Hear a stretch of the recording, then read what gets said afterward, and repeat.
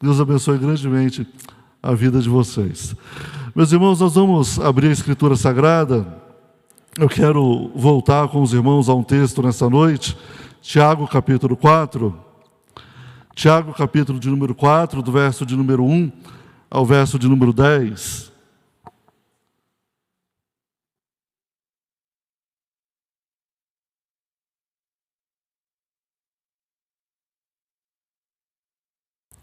Tiago 4, meus irmãos, de 1 a 10. Mesmo assentados, leiamos a palavra do Senhor com reverência. De onde procedem guerras e contendas que há entre vós? De onde, senão dos prazeres que militam na vossa casa? Invejais e nada podeis obter. Viveis a lutar e a fazer guerras. Nada tendes porque não pedis. Pedis e não recebeis, porque pedis mal, para esbanjares em vossos prazeres. Infiéis, não compreendeis que a amizade do mundo é inimiga de Deus? Aquele, pois, que quiser ser amigo do mundo, constitui-se inimigo de Deus. Ou supondes que em vão afirma a Escritura, é com ciúme que por vós anseia o Espírito, que Ele fez habitar em nós? Antes, Ele dá maior graça pelo que diz: Deus resiste aos soberbos, mas dá graça aos humildes. Sujeitai-vos, portanto, a Deus, mas resisti ao diabo, e ele fugirá de vós.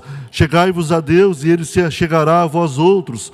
Purificai as mãos, pecadores, e vós, que sois de ânimo dobre, limpai o coração. Afligi-vos, lamentai e chorai, converta-se o vosso riso em pranto e a vossa alegria em tristeza. Humilhai-vos na presença do Senhor e Ele vos exaltará. Amém. Senhor, fala mais uma vez, ó Deus, ao nosso coração. O Senhor tem falado conosco, ó Deus, nessa noite, através da Tua palavra, dos cânticos, dos hinos, ó Deus, e nesse momento abre o nosso coração, Deus, ilumina os nossos olhos, a nossa mente, o nosso coração, dá-nos entendimento, compreensão da Tua palavra, ó Deus amado, e permita-nos, ó Deus amado, sermos edificados pelo Senhor, ó Pai, que o Senhor não permita que saiamos, Deus amado, daqui como nós chegamos, como nós entramos, mas dá-nos a graça, ó Deus amado, de experimentarmos, ó Deus amado, da santificação que vem do Senhor, ó Pai. Desejamos ser fiéis, desejamos agradar ao Senhor, mas sabemos que não podemos nada disso se não for, Deus amado, o agir do Senhor em nós. Por isso, ilumina, ó Deus, no nome do Senhor Jesus, e ainda, ó Deus, fortaleça-nos, ó Deus amado, com a mesa da comunhão, da qual nós ainda iremos participar, ó Deus. Seja conosco, no nome de Jesus. Amém. Meus queridos, eu queria olhar com esse texto para os irmãos nessa noite e pensar um pouquinho sobre a necessidade que nós temos, né, de vencer aí os inimigos da igreja, né? Muitas vezes nós, como povo de Deus, não temos atentado para as coisas que nos cercam e situações ou realidades, tantas vezes que estão indo muito bem, né, acabam se perdendo, acabam se tornando desastrosas. Em alguns momentos, né, a gente olha para a história das nossas vidas e parece que tudo caminhava tão bem e de repente tudo mudou.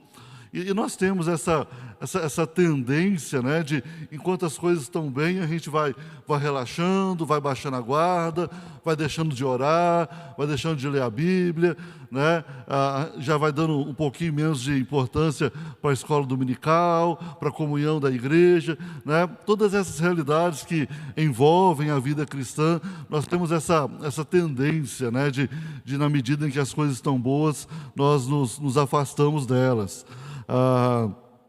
É importante nós respondermos, né, quem é a igreja.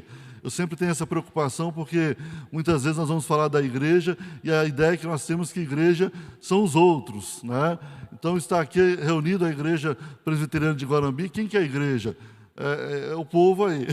Se tem alguma coisa que pode acontecer, são com essas pessoas aí, né? Comigo, não. Comigo jamais pode acontecer alguma coisa. Comigo, né, esses problemas dificilmente podem acontecer de me cercar. E muitas vezes nós tratamos a igreja dessa maneira, né? na terceira pessoa ou na segunda pessoa, mas de uma maneira tal que parece que nós somos igreja enquanto está tudo muito bem, mas enquanto temos que tratar com as realidades, né, da luta contra o pecado ou com o próprio pecado, isso não tem tanto a ver com a gente. E talvez aí seja aonde esteja, né, o maior perigo, né? Essa é a estratégia, né? Uma boa estratégia de Satanás. Nós talvez acreditarmos, alguns, né, não acreditam que ele existe, outros acreditam que ele está mais ocupado com outras pessoas e não vai se importar, se interessar comigo.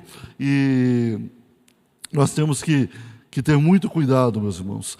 E esse texto é um texto que nos chama, né, de fato, a olhar para as nossas vidas e perceber com cuidado, né, aquelas coisas que podem nos afastar do Senhor, que podem, né, nos afastar do nosso Deus. E Satanás, o inimigo das nossas almas, sem dúvida alguma, irmãos, tem batalhado, tem feito de todas as coisas, de todas as maneiras, para que você e eu venhamos a nos afastar, a nos perder na nossa caminhada cristã, a deixarmos de cultuar, de adorar. E como é triste, né, quando a gente lida com a realidade de um membro da igreja que acaba caindo em pecado, né, num pecado mais chamativo, alguma coisa assim, né? E a gente olha para esse quadro, para essa realidade, e é dor no nosso coração, é dor na nossa alma, ver a família da fé, ver os nossos irmãos em Cristo enfrentando o resultado do pecado nas suas vidas. Então, olhar para esse texto é chamar a atenção, né, para esse cuidado que nós temos que ter, como que nós podemos vencer o nosso inimigo, né, ou os nossos inimigos, uma vez que temos mais do que um. E a primeira verdade que eu quero compartilhar com os irmãos, como podemos vencer o inimigo, está aí do verso de número 1 ao verso de número 3. Né? Em primeiro lugar, vencendo os prazeres da carne. Precisamos olhar para nós mesmos, precisamos olhar para o nosso coração. Nós temos a tendência de sempre responsabilizar os outros, né? É muito comum.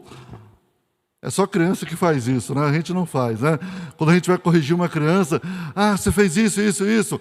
Não, eu fiz isso porque o fulano fez isso, né? Ou eu fiz isso porque fulano mandou, né? Geralmente as crianças têm sempre alguém, né, para colocar na conta, mas a gente sabe que isso é antigo, isso começa lá no Éden. E eu preciso ter esse cuidado de olhar para o meu coração, né? E se nós não vencermos, irmãos, essa primeira etapa, esse primeiro conselho aqui que Tiago nos dá, nós estaremos inclinados à derrota das nossas vidas. Se nós não formos capazes, meus irmãos, de olhar para nós, julgar os nossos pecados e tantas vezes orar como salmista, sonda, ó Deus, o meu coração, vê se há em mim algum caminho mau. Às vezes a oração é essa: Senhor, mostra para mim os pecados que eu não tenho visto. Senhor, me ilumina para que eu enxergue, Senhor, os caminhos errados que tantas vezes eu tenho percorrido e tenho desagradado ao Senhor. Porque os nossos olhos, e principalmente o profeta Jeremias fala do coração do homem que é enganoso, que é desesperadamente corrupto. Precisamos ter esse cuidado. E aí, meus irmãos, o Senhor nos chama, de fato, a olharmos, né, para as coisas lá do alto, para as coisas que pertencem ao reino de Deus, não para as coisas que são aqui da terra. Paulo fala dessa maneira, né, pensando em Colossenses 3:2 ali, falando dos céus, né?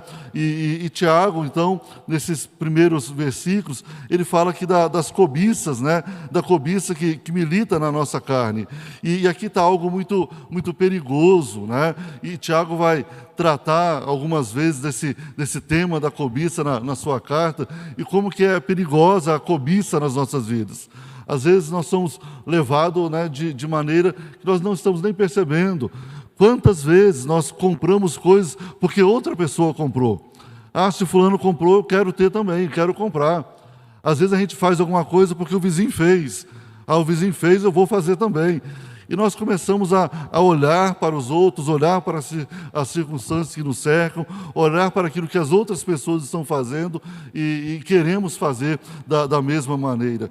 E este é um problema muito perigoso, né? No sentido de despertar a inveja no nosso coração e de nós perdermos a perspectiva do cuidado, da bênção, da presença do Senhor das nossas vidas. A cobiça é o oposto, né? É o oposto aqui da gratidão. Alguém que consegue olhar para aquilo que tem, alguém que consegue olhar para a vida que Deus tem dado, alguém que consegue enxergar o cuidado do Senhor em cada momento das suas vidas, né? Mesmo que eu não tenha condições de fazer uma grande festa de aniversário para o meu filho, né? O vizinho comprou um carro importado, eu comprei um carro popular, né? Louvado seja Deus por isso, né? O meu vizinho, né? O filho dele estuda na escola mais cara da cidade, o meu está no colégio público, mas graças a Deus está estudando. Vamos pedir a Deus para dar inteligência para essas crianças, para eles aprenderem tudo ali. Mesmo que nós não tenhamos a capacidade ou recursos, ou não tenhamos, né, os recursos desse mundo para desfrutar das grandes coisas, das maiores coisas, olhando para aquilo que Deus nos tem dado, e no conselho do apóstolo Paulo, a gente tendo o que comer e com o que nos vestir, sejamos gratos ao Senhor. Precisamos aprender o caminho da gratidão, né? E tantas vezes a gente olha para as pessoas que não têm das coisas mais caras, mas que têm de tudo. E, meus queridos, quando nós olhamos para a nossa vida, né, e louvado seja Deus pelo povo, né, da nossa igreja, né, não é todo mundo milionário, né, mas o Senhor tem cuidado de uma maneira preciosa de nós. Não tem faltado o pão, o Senhor nos tem sustentado, o Senhor tem aberto portas, o Senhor tem cuidado, o Senhor nos tem dado recursos, o Senhor nos tem dado condições de nos deslocarmos dentro dessa cidade, o Senhor tem nos sustentado. E quando nós não somos capazes de olhar e perceber com gratidão tudo aquilo que o Senhor nos tem dado, o oposto disso vai se tornar cobiça, vai se tornar esse ambiente de inveja. E quando nós vivemos em gratidão ao Senhor, a primeira coisa que nós temos é a alegria da vida, a alegria de servir ao Senhor, o prazer de servirmos ao Senhor. E louvado seja Deus, porque não temos muita coisa, mas temos a nossa família. Louvado seja Deus, porque eu não tenho as maiores riquezas, mas eu tenho a minha esposa, tenho os meus filhos. Louvado seja Deus, porque eu não ganho os maiores salários, mas o Senhor tem dado trabalho e tem colocado o pão de cada dia dentro da minha casa. Louvado seja Deus, porque eu não moro numa grande mansão, mas o Senhor nos tem dado um teto. Louvado seja Deus, porque eu não tenho as maiores riquezas desse mundo, mas eu tenho aquilo que é mais importante que um homem pode ter na sua vida: a salvação, a vida eterna em Cristo Jesus. E isso desperta gratidão, isso desperta a alegria das nossas vidas. Isso vai acabar, tudo aqui vai se encerrar, tudo vai ficar aqui. Mas eu estarei nos céus com o Senhor. E o oposto, meus irmãos, da gratidão, o oposto da alegria é pessimismo. É muito triste você lidar com pessoas pessimistas, pessoas que dia a dia estão colhendo o seu pão com a bênção do Senhor, mas que reclamam e acham que amanhã não vai ter, acham que os dias piores vão chegar, que nós vamos passar privações, que nós não vamos ter isso, não vamos ter aquilo, não vamos ter aquilo outro, e tantas coisas assim. Pessoas pessimistas quanto ao futuro, pessoas que não confiam no Senhor, pessoas que não confiam nas palavras e nas promessas do Senhor. E confio, irmãos, confio piamente, quando o salmista diz: o servo do Senhor não vai mendigar o pão, o Senhor vai cuidar. Confiamos piamente no Senhor, quando o Senhor diz que Ele vai nos sustentar. Se Ele cuida dos passarinhos, se Ele cuida das aves do campo, se Ele usa das flores do campo, quanto mais de nós, coroa da sua criação, Ele vai cuidar. Mas quando nós somos pessimistas, nós não conseguimos enxergar as promessas do Senhor, não conseguimos enxergar o cuidado do Senhor, não conseguimos enxergar a provisão do Senhor. E o Senhor, dia após dia, dia após dia, dia após dia, tem nos surpreendido com o seu cuidado e com a sua graça, com a sua bondade. Mas a gente sempre acha que amanhã não vai dar certo. Essa é a visão do pessimista. O pessimista sempre acha que amanhã Deus não vai cumprir a sua promessa, que amanhã Deus vai faltar, que amanhã talvez Deus se esqueça de cumprir a sua palavra, de que amanhã, de repente, o Senhor não vai estar aqui. E é por isso que pessoas assim, né, cobiçosas, vivem de mal a pior, vivem cultivando inveja e pedem mal. Que coisa maravilhosa quando o crente aprende a se alegrar com a bênção do Senhor sobre a sua vida, mas principalmente sobre a vida do outro. Que bênção, o irmão passou no concurso, vai ganhar bem, vai ter um salário lá abençoado. Eu estou com o meu aqui, mas louvado seja Deus pelo salário dele lá também. Que bênção que é quando o irmão consegue comprar uma casa nova. Louvado seja Deus, Deus abençoe a vida do meu irmão. Eu estou com a minha financiada, estou pagando, daqui uns 30 anos eu termino, mas não está faltando teto, Deus está provendo. Louvado seja Deus por isso. Agora, quando nós lidamos com crentes cobiçosos, invejosos, esses homens ou essas mulheres, né, pessoas assim, elas nadam, né, contra a maré, contra a graça de Deus. Parece que Deus sempre é injusto. Por que Deus deu isso para o filho do outro e não deu para o meu filho? Meu filho é melhor do que o filho do vizinho? Meu filho é melhor do que a turma aí da igreja, aí, esse pessoal eu conheço? Ah, por que o ímpio mora numa mansão e eu que sou um servo de Deus moro numa casa humilde? E o tempo todo vivemos a questionar a graça de Deus, o cuidado de Deus, a bondade de Deus, julgando o Senhor Deus como um Deus injusto, como um Deus incapaz de tomar decisões corretas, como um Deus incapaz de tratar com o seu povo e cuidar do seu povo. Precisamos vencer a nossa carne, precisamos vencer os prazeres que militam na nossa carne, os prazeres que nos fazem olhar para coisas materiais, olhar para realidades perecíveis desse mundo, olhar para aquilo que há de ser corroído, aquilo que há de ser apodrecido, aquilo que há de ser lançado no mar de fogo e enxofre, quando o Senhor assim por fim a essa terra. E precisamos aprender a juntar tesouro nos céus. Mas se nós não vencermos a nossa carne, meus irmãos, nós continuaremos a orar de maneira errada, a buscar o Senhor de maneira errada, a viver a vida cristã de maneira errada. Lembra da nossa mensagem ontem? Nosso primeiro item? Muitos têm falhado em seguir o Senhor Jesus, porque estão buscando o Senhor Jesus pela causa errada. Para satisfazer os seus prazeres, para satisfazer as paixões da sua carne, da sua vaidade.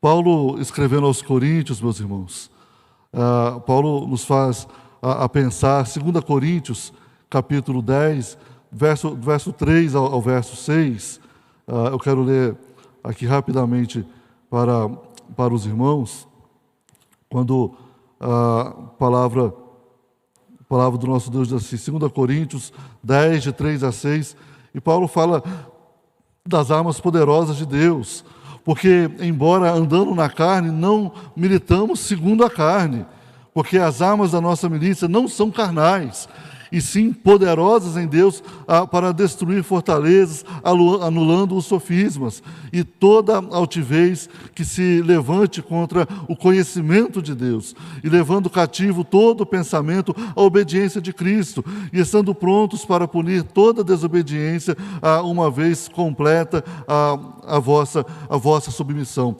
Meus queridos, a nossa preocupação de vida não é se nós estamos acumulando coisas nessa vida, não é quem tem mais e quem tem menos, não é quem viaja mais, quem viaja menos, quem tem mais dinheiro, quem tem menos dinheiro, quem tem casa maior ou casa menor. A maior preocupação com a nossa vida é o quanto nós estamos nos enchendo da graça do Senhor, o quanto nós somos capazes, de fato, de abrir o nosso coração e receber da graça transformadora do nosso Deus, a graça que transforma, a graça que sustenta, a graça que de maneira poderosa nos leva aos pés de Cristo em obediência para viver a vida de Cristo. O profeta nos ensina que a glória do homem é conhecer o Senhor. A glória do homem consiste em conhecer a Deus. E o desafio que nós temos, meus irmãos, é nesse ambiente de submissão, é nesse ambiente de humildade perante o Senhor, nos enchermos dessas armas poderosas de Deus, que são capazes, meus irmãos, de fazermos vencer os sofismas desse mundo. E quantos sofismas nós temos nos cercado? Tenho repetido, talvez os irmãos estejam cansados de ouvir eu falar sobre isso. E sempre eu digo, estou vendendo o peixe pelo mesmo preço que vocês me têm dado. A preocupação estética da cidade de Guanambi. A preocupação que as pessoas têm com a aparência em todas as áreas. Às vezes a pessoa tem uma casa linda, maravilhosa, mas não tem um lar. Às vezes a pessoa tem uma despensa abarrotada, cheia de coisas, mas está comendo o pão que o diabo amassou. Às vezes a pessoa tem as melhores escolas por seus filhos, mas tem filhos sem nenhuma sabedoria, sem nenhum tipo de conhecimento do santo, do próprio Deus. E é esse o cuidado que nós temos que ter, meus irmãos. Do que adianta os maiores diplomas, do que adianta toda essa estética para que as pessoas vejam, o que adianta as pessoas nos julgarem e acharem que nós somos alguma coisa por aquilo que as pessoas podem enxergar, quando Deus que olha o nosso coração, quando Deus que enxerga o profundo da nossa alma, quando Deus que conhece o nosso interior, olha para nós, o que Ele enxerga? Um coração grato, um coração alegre, um coração feliz, um coração submisso, um coração cheio do seu conhecimento, um coração cheio da sua graça, um coração cheio de prazer em Deus, porque Deus é o seu Senhor. O Senhor tem enxergado em nós um coração que tem militado, resistido à graça dEle, porque está correndo atrás dos sofismas, das paixões, dos prazeres desse mundo. É preciso olhar para o nosso coração. Se queremos, meus irmãos, vencer os inimigos das nossas almas, vencer os nossos inimigos, precisamos, meus irmãos, olhar para o nosso coração, sondar o nosso coração, avaliar o nosso coração para tomarmos decisões importantes e sérias. O salmista, nós lemos aqui há poucos dias, Salmo 16, 11, Tu me farás ver os caminhos da vida, na Tua presença, a plenitude de alegria, na Tua destra, delícias perpetuamente. E quando o crente não consegue enxergar isso, quando o crente não consegue entender que alegria de verdade, realização de verdade, satisfação de verdade, prazer de verdade, ele só vai encontrar em Deus, viverá ansiosamente nesse mundo, procurando todas as coisas para se satisfazer e viverá sempre frustrado, sempre decepcionado, sempre angustiado. Porque só o Senhor pode preencher o nosso coração de fato. Só o Senhor pode alegrar a nossa vida de verdade. Só o Senhor pode trazer a satisfação que nada e nem ninguém nesse mundo pode trazer. Meus irmãos, precisamos vencer os prazeres que militam na nossa carne. Em segundo lugar, meus irmãos, precisamos escolher o melhor amigo. Versículo 4 até o versículo 6 fala sobre essa amizade.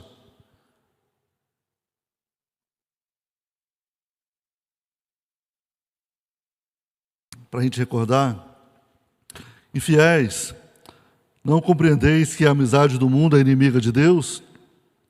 Aquele, pois, que quiser ser amigo do mundo, constitui-se inimigo de Deus. Ou supondes que, em vão, afirma a Escritura, é com ciúme que por nós anseia o Espírito que Ele fez habitar em nós. Antes, Ele dá maior graça pelo que diz, Deus resiste aos soberbos, mas dá graça aos humildes. Meus irmãos, que verdade preciosa.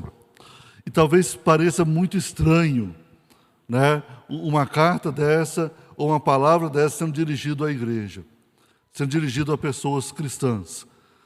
Mas olha o cuidado que nós temos que ter, meus irmãos, porque muitas vezes nós estamos na igreja no domingo à noite, prestamos um culto, mas durante a semana nós fazemos um esforço enorme para sermos aceitos pelo mundo. O pessoal lá da turminha nossa faz umas coisas lá que desagrada a Deus, mas eu quero ser aceito por eles. Então vou fazer a mesma coisa com eles. Os meus amigos vivem uma vida que desagrada a Deus, mas se eu não fizer o que eles fazem também, né, ninguém vai querer ser o meu amigo, e aí como que vai ser? Eu vou ficar sozinho? Né? Situação ruim, né? Então vou procurar fazer. E quantas vezes, meus irmãos, a gente está vivendo com pessoas procurando viver aprovada pelas amizades desse mundo? Quantas vezes a gente lida com crentes que no domingo à noite oram ao Senhor, pedem perdão pelos seus pecados, pedem a Deus para santificar a sua vida, né? Essa coisa toda, mas quando começa a semana, a aprovação que ele quer não é a aprovação de Deus, é a aprovação do mundo, o reconhecimento que ele quer não é o seu caráter santo diante de Deus, mas são os amigos, as amizades, as pessoas ao seu redor, aplaudindo junto com eles, né? Os seus pecados, os seus erros. E, meus queridos, nós temos que ter muito cuidado com isso, porque a sua amizade determina quem é o seu inimigo. E nesse contexto da Escritura é muito claro, não tem como ficar em cima do muro. Não tem como dizer, não, eu sou crente, mas eu também sou amigo da turma lá, né, eu gosto de fazer as coisas que eles fazem. Não tem jeito. Aquele que é amigo do mundo constitui-se inimigo de Deus. Não tem meio termo, não tem como ficar em cima do muro. Ou eu sou crente, pertenço ao Senhor, a minha vida está no Senhor, Jesus de fato é o meu amigo, dia a dia eu caminho com o Senhor Jesus, eu acordo com Jesus, ando com Jesus, almoço com Jesus, vou dormir com Jesus, ou Jesus é o meu amigo, presente em todo o tempo, ou ele se torna o meu inimigo quando eu escolho viver o mundo, viver as paixões do mundo. E nesse ponto, Tiago, infelizmente ou felizmente, é muito forte em nos exortar nisso, meus irmãos. Precisamos ter uma decisão firme. Quem é o nosso amigo? A quem nós queremos do nosso lado? Quem nós desejamos andar lado a lado? E quem que nós queremos que seja lado a lado conosco na nossa caminhada? Se nós queremos vencer os nossos inimigos, precisamos escolher, meus irmãos, o melhor amigo. Olhando para esse contexto do mundo, Paulo diz em Efésios 5:11, e não sejais cúmplices das obras infrutíferas das trevas, antes, porém, reprovai-as, no sentido de que não há, meus irmãos, nenhuma associação entre o reino de Deus e o reino das trevas, entre o servo de Deus e o mundo.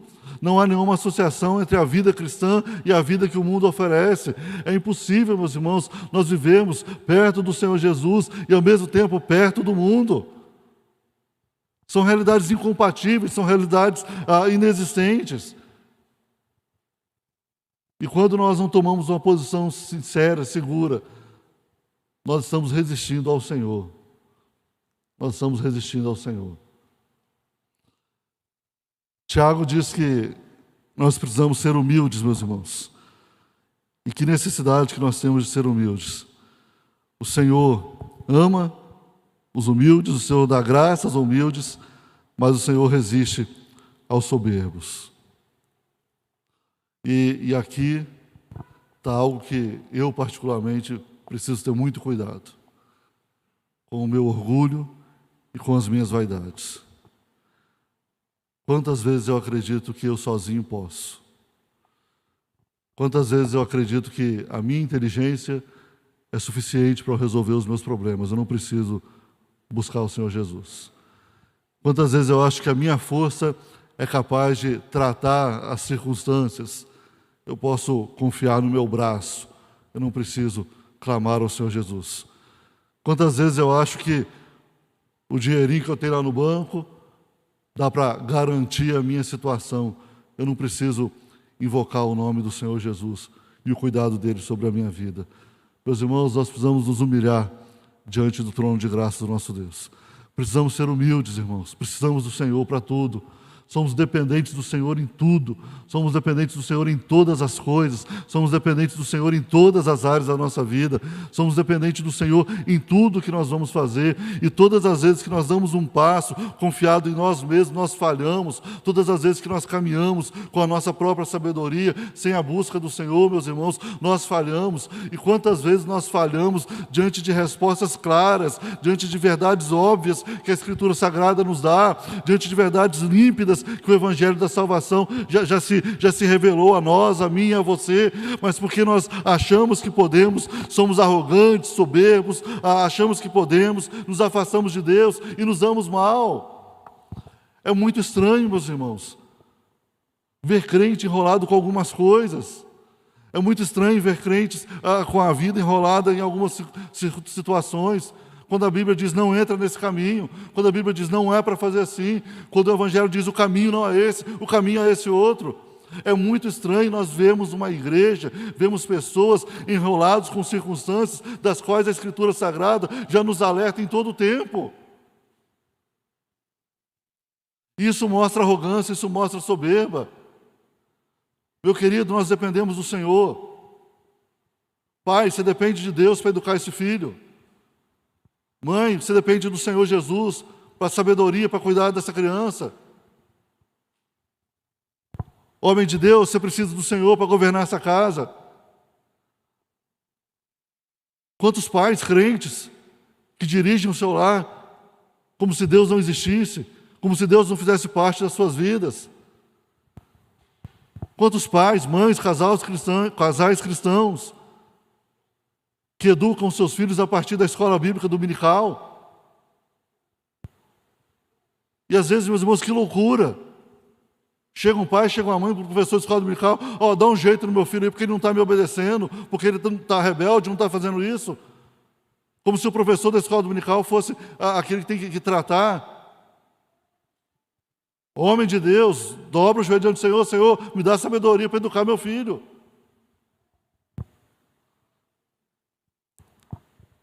Quanta gente enroscada financeiramente, porque está gastando dinheiro errado, está gastando dinheiro com aquilo que não é pão.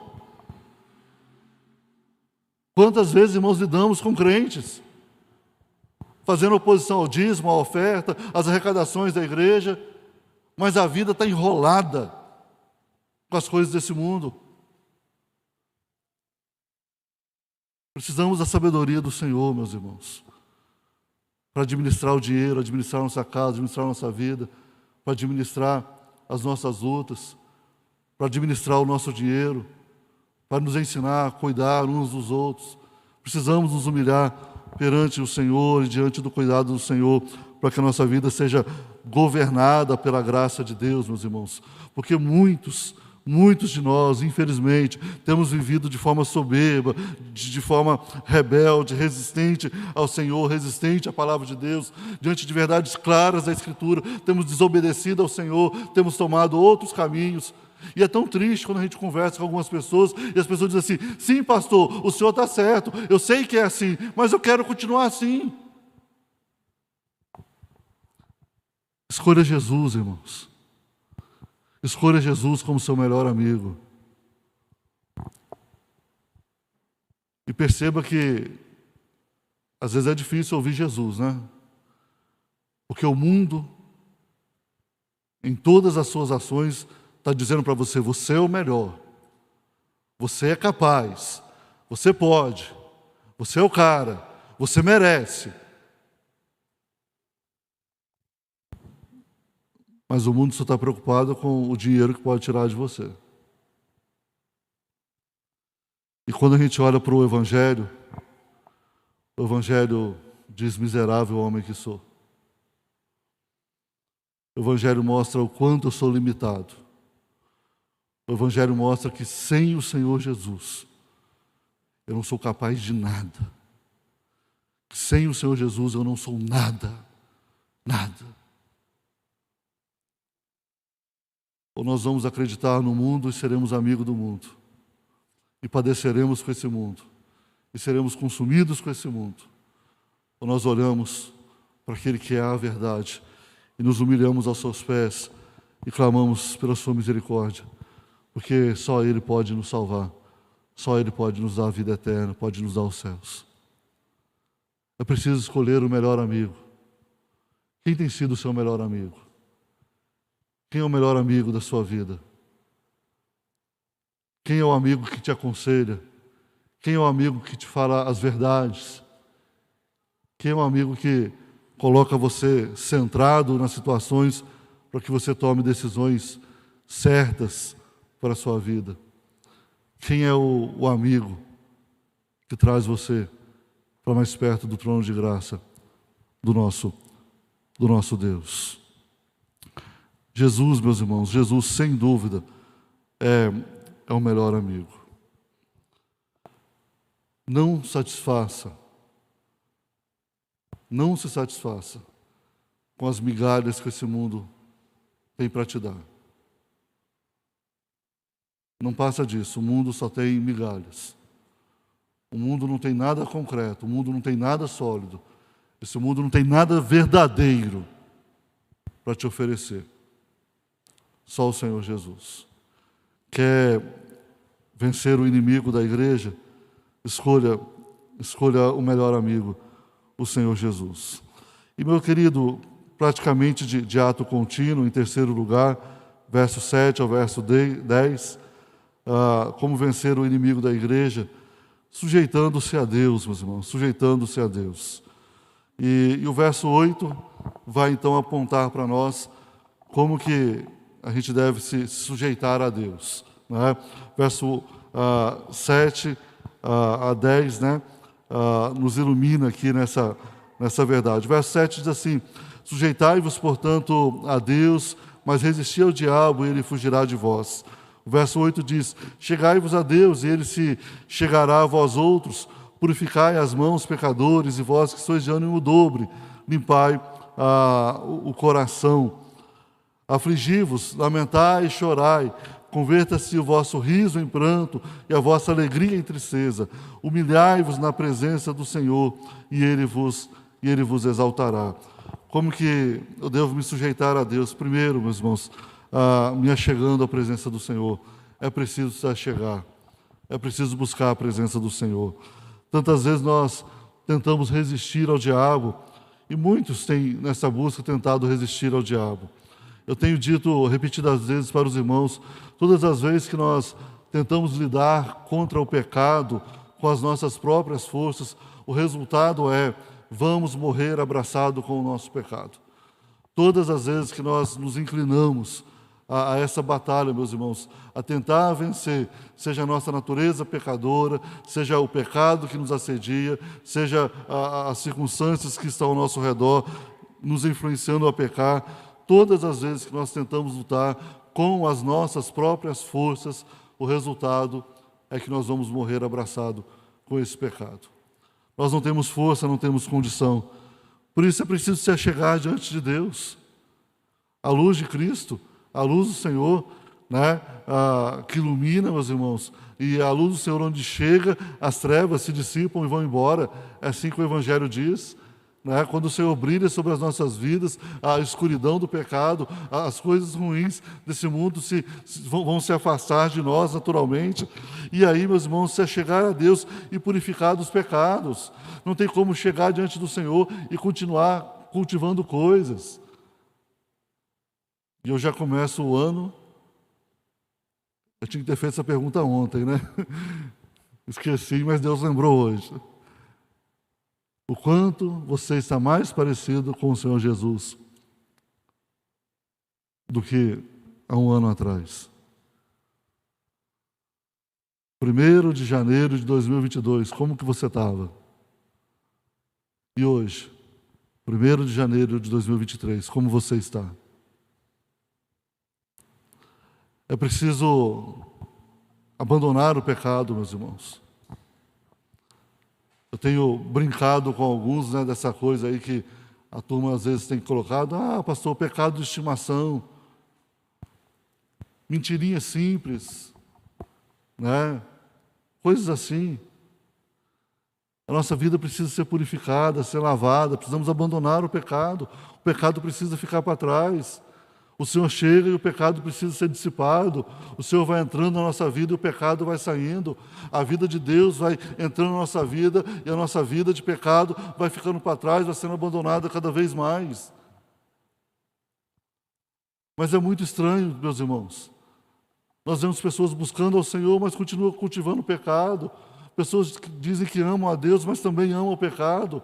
Pessoas que se inclinam para Deus e querem que Deus faça coisas graciosas na sua vida, mas não abandonam. aquilo que nos afasta de Deus, aquilo que nos aflige contra o Senhor. E é preciso se achegar a Deus, é preciso se purificar do pecado. 1 João 5,18, sabemos que todo aquele que é nascido de Deus não vive em pecado. Antes, aquele que nasceu de Deus, de Deus o guarda, e o maligno não lhe toca. Precisamos fazer as nossas escolhas, meus irmãos. E aí o texto nos exorta nesse sentido, né? Chegai-vos a Deus, Ele se achegará a vós outros, purificai as mãos pecadores, e vós que sois de ânimo dobre, limpai o coração. Mais uma vez, Tiago nos coloca diante dessa realidade. Precisamos fazer escolhas. Não dá para ficar em cima do muro, não dá para ter vida dividida, não dá para ter a vida compartilhada com o mundo. Vós que sois de ânimo dobre, limpai o coração. A quem nós vamos servir? A quem nós vamos buscar recursos, aonde nós vamos colocar a nossa vida, aonde nós vamos confiar a nossa vida, a quem nós serviremos, enquanto cristãos, enquanto homens e mulheres do Senhor. A quem pertence o nosso coração? E aí tem gente que entrou na moda dos artistas, né? Essa coisa de que tem um departamento espiritual na vida, como se a nossa vida não fosse exclusivamente para Cristo, como se tudo que nós fazemos, vivemos, experimentamos não influenciasse a nossa alma. E aí, alguns crentes com o coração meio departamentalizado. Até aqui o Senhor Jesus entra, até aqui Jesus faz, nisso daqui eu obedeço, mas nessa área do meu coração ninguém mexe, aqui é só eu. Aqui ninguém tem autorização para entrar, aqui só eu faço as coisas. Como se nós pudéssemos ter o coração limpo, mas ter uma seção do coração que a gente reserva ali, um cantinho, para deixar cheio de porcaria, para deixar cheio de sujeira, para continuar cultivando os pecados. Para quando dá aquela frustração, aquela coisa, já sei onde que eu vou. Vou lá no quartinho da sujeira do meu coração, e vou cultivar a minha podridão, porque eu estou frustrado. É preciso tomar uma decisão, meus irmãos. É preciso se posicionar. E mais uma vez o texto nos chama a nos humilharmos perante as mãos do Senhor, porque só Ele pode nos exaltar, meus irmãos. Mas eu quero insistir com essa verdade, meus irmãos. Precisamos resistir ao diabo. Precisamos resistir ao diabo. Satanás tem trabalhado incansavelmente. Alguns crentes vivem com medo do diabo. Está acontecendo tal coisa ali. Não vou lá porque eu tenho medo do diabo. Que história estranha é essa? Pertencemos ao Senhor Jesus. E aquele que é de Cristo, o Senhor o guarda, o Senhor o protege. E eu quero dizer para você, meus irmãos, que precisamos nos fugir do diabo, resistir ao diabo e nos achegar a Deus, porque o diabo tem estratégias das quais nós não conhecemos. O diabo tenta de um jeito, não consegue, tenta do outro jeito, não consegue, tenta com você das mais diversas maneiras, não consegue. Aí vai lá tentar lá na vida do seu cônjuge, vai lá tentar na vida do seu filho, vai lá tentar na vida do amigo de serviço, para de alguma maneira atingir, alcançar a sua vida. Incansavelmente. O diabo é cheio de estratégias terríveis. E aí muitas vezes a gente se desanima espiritualmente. Tem muito crente desanimado, cansado espiritualmente. Tem muito crente animado para tantas coisas. Talvez você para esse ano, né, tenha feito tantos projetos, estou animado esse ano. Esse ano eu vou fazer isso, fazer aquilo outro. Aí quando você fala da igreja, quando você fala da vida cristã, aí o crente parece que dá uma murchada e fala, eu estou precisando pensar. Mas 1 Pedro, irmãos, eu já estou aqui encerrando, 1 Pedro, capítulo 5, verso 5, capítulo 5, verso 8, 9 e 10, um texto conhecido. Sede sóbrios e vigilantes. O diabo, vosso adversário, anda em derredor como um leão que ruge, procurando alguém para devorar. Resistir-lhes firmes na fé, certos de que sofrimento iguais aos vossos estão se cumprindo na vossa irmandade espalhada pelo mundo.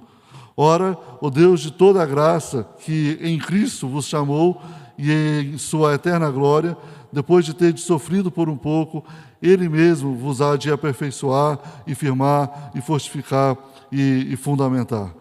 Meus irmãos, o diabo está aí ao nosso derredor como o grande leão que ruge, procurando alguém que baixe a guarda, procurando alguém que dê bobeira para ele poder atacar. Resista ao diabo, e o Senhor vai cuidar de cada um de nós. Ele há de nos justificar, de nos abençoar, de transformar a nossa vida dia após dia, nos dando vitória sobre Satanás, irmãos. Queridos, precisamos nos guardar se queremos vencer os nossos inimigos. A igreja está em luta. Nós estamos em luta. A nossa luta não é contra a carne e o sangue, mas contra os principados e potestades nas regiões celestiais. Olha para o teu coração. Cuida do teu coração, meu querido. Se você deseja ter um melhor amigo, Jesus quer ser o seu melhor amigo. Não tenha dúvida disso. Agora, vida nenhuma será bem vivida se não for na presença de Deus. O único que pode nos dar vitória é o Senhor nosso Deus. Enquanto nós nos humilhamos perante o seu trono de graça, Ele nos guarda, Ele nos exalta para a sua glória. Amém? Curva a tua fronte. Você se sente assediado pelo mundo? Você tem vivido tempos de desânimo espiritual? Ora ao Senhor e pede ao Senhor que fortifique a sua vida. Em nome de Jesus, meu querido. Amém.